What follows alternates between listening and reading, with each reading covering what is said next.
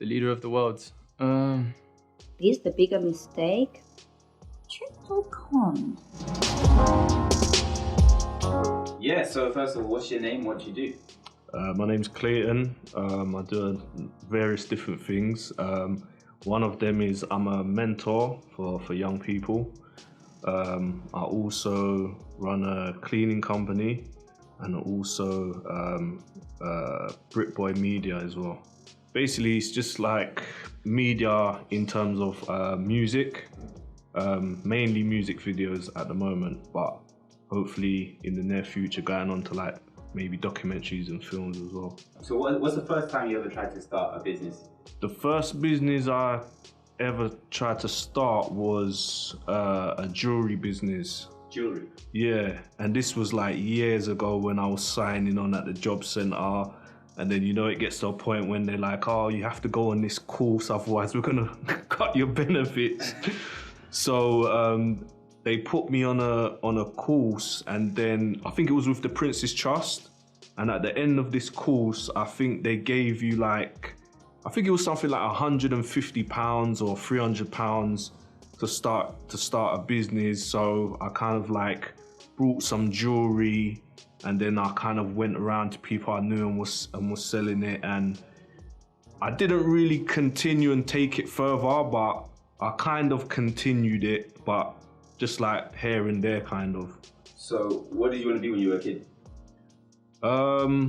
To be honest, I didn't know, but when I got into music more, I kind of saw myself being involved in music.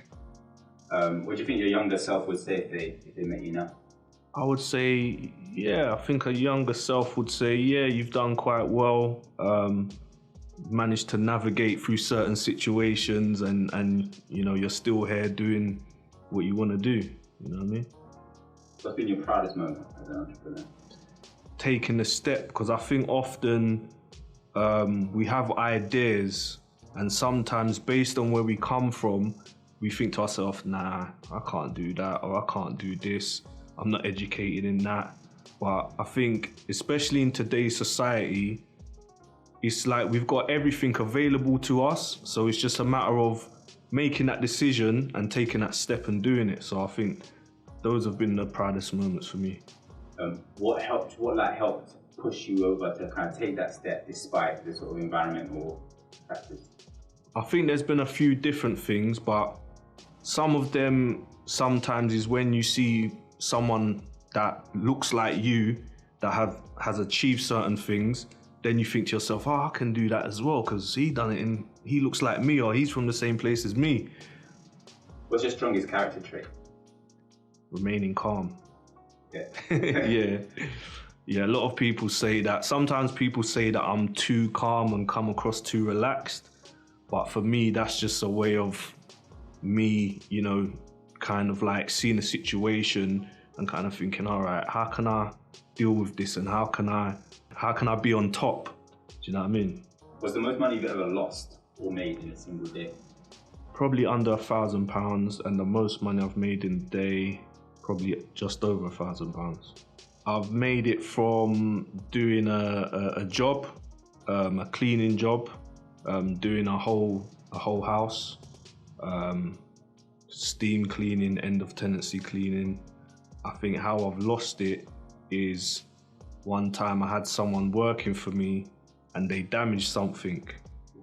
So because I didn't want to go through the insurance, I just paid the money for it out of my own pocket. So, yeah. How did you feel after that experience? Boy, I was fuming at the time, and I gave like direct instructions. I said, don't do this, do it like that. But they still went ahead and done it. So it's just one of those things that you just have to kind of like take on the chin and just be like, oh, well, like it's happened. Like everyone makes mistakes, innit? If you were given £1 million tax-free, what would you do with it? I would invest in real estate, in business. You ever been scammed by anyone in business? Yes. I think everyone has to some degree. One time I went to do a job and this is like when I first kind of started out doing like the cleaning, and I was doing a job for someone, and then someone else saw me taking the equipment into the house that lived a few doors away. So they was like, oh, do you clean carpets? So I said, yeah. They was like, okay, how much do you charge? I said, let me have a look. So gone there, gave them a quote. They said, okay, fine. Yeah, you got to pay deposit. Okay, fine. Paid me deposit. Done the job. Okay, yeah, where's the rest of the money? Oh, I haven't got it. This is what I've got. But yeah, but this is what we agreed. And it just got a bit long. So in the end, they ended up paying it. But it took a while. You know what I mean? And I've had a couple other situations like that where someone's asked me to do a job, and then you're waiting for the invoice, and all up until now, I ain't seen I haven't seen it, you know, so yeah. Do you think you can spot that kind of situation easier now?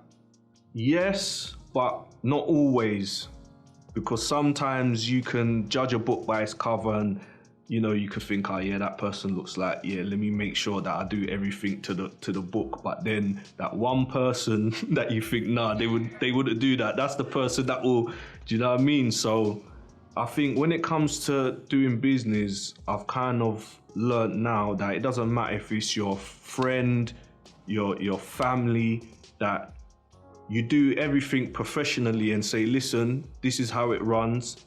You pay for this, or you pay this deposit, or you give me the money now. There's no, all right, I give you this and then you pay me later, because I guarantee you're not gonna get your money.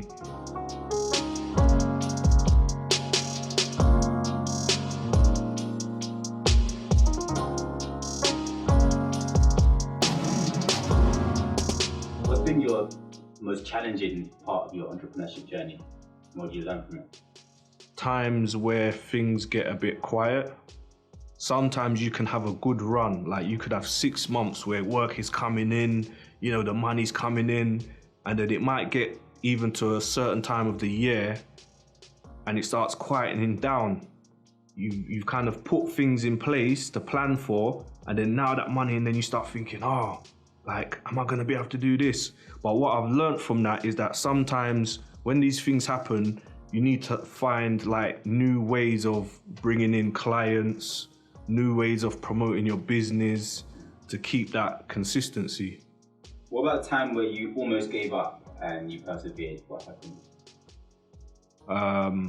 A couple of companies that I was dealing with basically kind of like ended the contracts, and it was because I've later on found out that they had a friend that did the same thing and they wanted to help their friend out.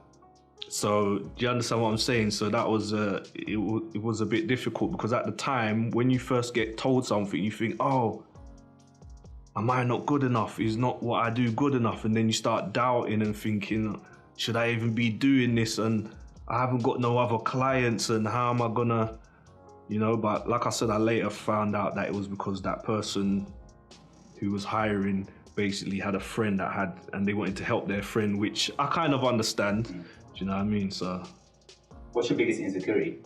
Not achieving the things that I set out to do. And the hardest thing about being an entrepreneur? Being responsible for everything, because the way I see it, if what I do fails, then it's on me. How much money do you make a year?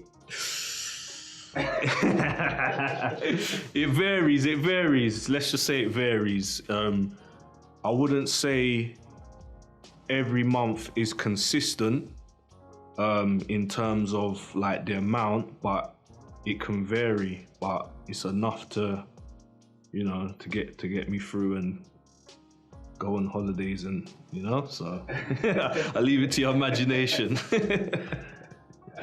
It's between £1 and a few million, right? Yeah, something like that. What do you think is the biggest mistake entrepreneurs make? Not doing research on whatever it is that they're trying to do. Just for example, you know, someone might have an idea of, oh, I want to open up, whether it's a hair salon or a coffee shop. and they live in an area and they see an empty shop and they think, oh yeah, that shop's empty, let me use that. But the location is wrong, like there's no parking, and then, 6 months down the line, the business has to close down. So yeah, I think market research.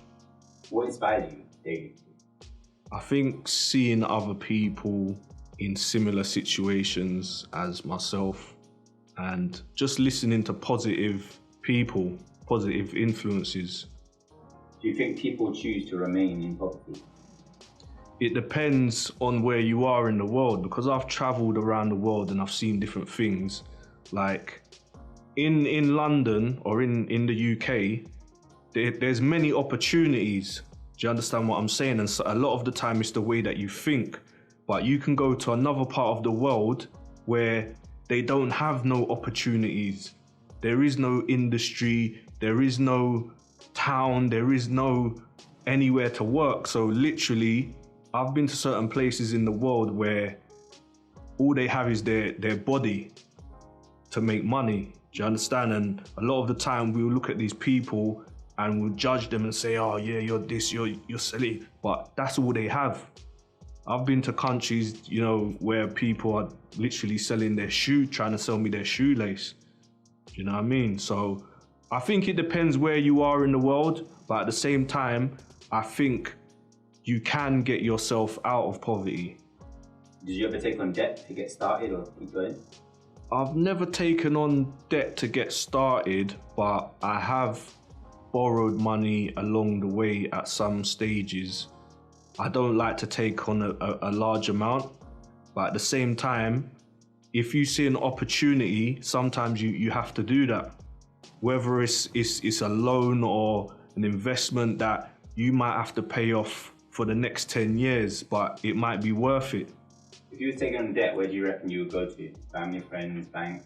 Just anyone that you can trust and that you know that if I make this contract with your agreement, that you're gonna stick to it, because I'm gonna stick to my part. Do you understand? So if it's a bank, then you know that you understand? It's official. Sometimes when you're dealing with family or friends, if they just change their mind, then it's just, you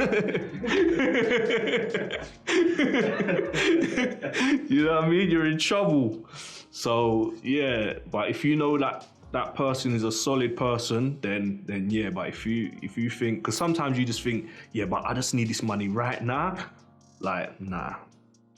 You become the leader of the world. What's your first action? Find ways of ending poverty. What's the most shameful or embarrassing thing you've ever done for money?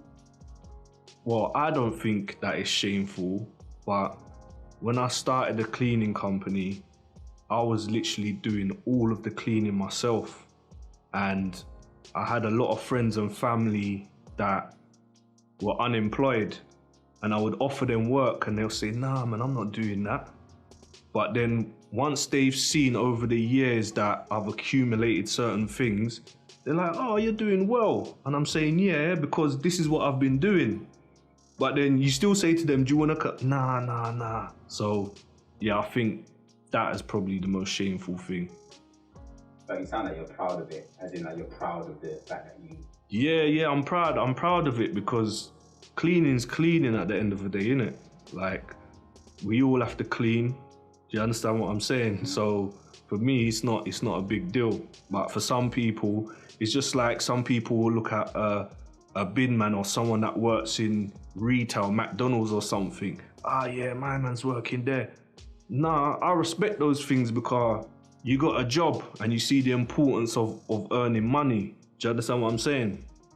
And just really quickly, yeah. Something that you feel would encourage and inspire aspiring entrepreneur out there.